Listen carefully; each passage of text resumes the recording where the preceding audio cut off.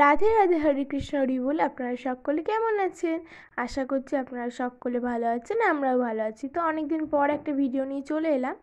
এই যে এই সোয়েটারটা বানিয়েছিলাম মেজো ভাইয়ের জন্য, তো ওকে পরিয়ে দেখে নিলাম হচ্ছে নাকি। হচ্ছে, কিন্তু এর মধ্যে আমি টুপিও বানিয়েছিলাম, তো টুপিটা পরানোর পর আর হয়নি, তো তাই জন্য টুপিটা আবার খুলে দিতে হলো।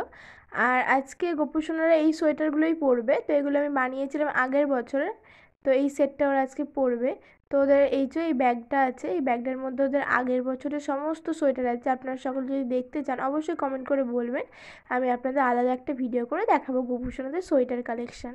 তো এবার এই যে এখানে আমি সমস্ত যে ফুলগুলো আছে, সকালে বাসি ফুল, সেগুলো আমি সমস্ত ফুলগুলো তুলে নেব। এবার গোপুসোনাদের এক এক করে আমি সকলকে তৈরি করে নেব। আজকে কি সেটাই তো আপনাদের সকলকে বলা হয়নি।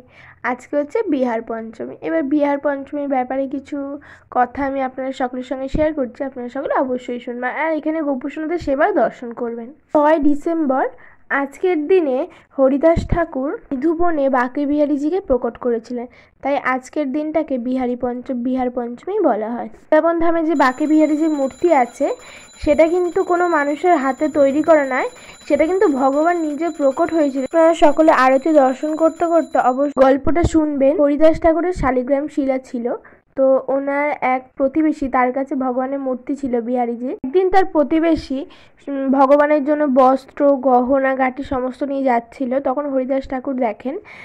তখন হরিদাস ঠাকুরের মনেও ভাব আসে যে তার কাছে তো শালিগ্রাম শিলা আছে, সে তো আর শালিগ্রাম শিলাকে বস্ত্র পরিধান করানো, গয়না পরিধান করানো করতে পারবে না। তার কাছেও যদি ভগবানের সেই রকমই বিগ্রহ থাকতো, তাহলে সেও ভগবানকে সুন্দর করে পীতাম্বর বস্ত্র পরিয়ে তাকে সুন্দর করে শৃঙ্গার করতো। এই মনোভাব নিয়ে হরিদাস ঠাকুর দুঃখে নিধুবনে গেছিল এবং সেখানে বসে বসে ভগবানের নাম জপ করছিল এবং ভগবানকে প্রার্থনা করছিল।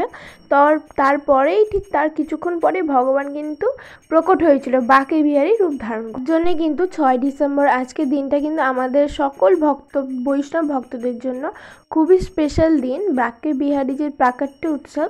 আমার যেহেতু পরীক্ষা ছিল, তাই আমি সকালে গোপুসোনাদের জন্য কোনো সেবাই করতে পারিনি এবং বাড়িতে কাজ চলার কারণেও আমি করতে পারিনি সেবা গোপুসোনাদের।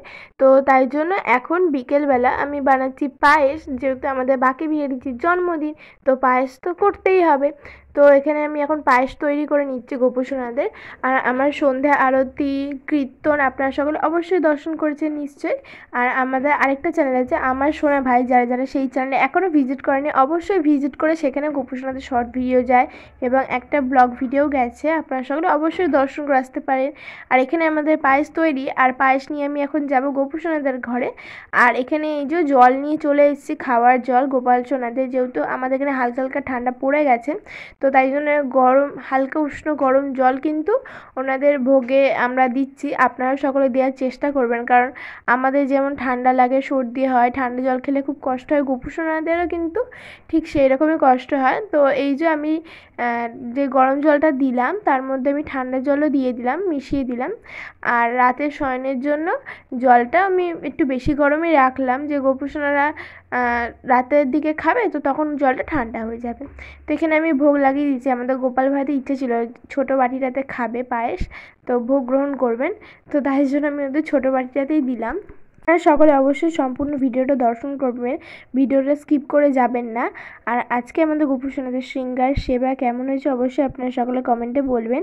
রাধে রাধে, হরে কৃষ্ণ, হরি বল। এরকমই যদি গোপুসোনাদের আপনারা সকলে নিত্য নতুন ভিডিও দেখতে চান অবশ্যই আমাকে কমেন্ট করে বলবেন, আমি আপনাদের সকলের জন্য গোপুসোনা নিত্য নতুন ভিডিও তৈরি করব। আর কিছুদিন পরেই আসবে একটা ভিডিও, অঘ্রাণ মাসের ঠান্ডাতে, হালকা ঠান্ডাতে আমরা গোপুসোনাদের কীভাবে সেবা করতে পারি, তো ওই ভিডিওটা আপনারা সকলে অবশ্যই দেখবেন। আর এখানে আমি এখন দেখতেই পাচ্ছেন সকল গোপুসোনাদের খাইয়ে দাইয়ে মুখটুক মুছিয়ে দিলাম। আর এখানে আমি ভিডিওর একটু ফাস্ট ফরওয়ার্ড করে দিয়েছিলাম, আর তারপরে আমি ওদের শয়ন দিয়ে রাধে রাধে বলে চলে এসেছি। আর এখন আমি বসে বসে উল বুনছিলাম, ওদের সোয়েটার বুনছিলাম। যদি এই ভিডিও আপনারা সকলে দেখতে চান অবশ্যই কমেন্ট করে বলবেন। রাধে রাধে, হরে কৃষ্ণ, হরি বল।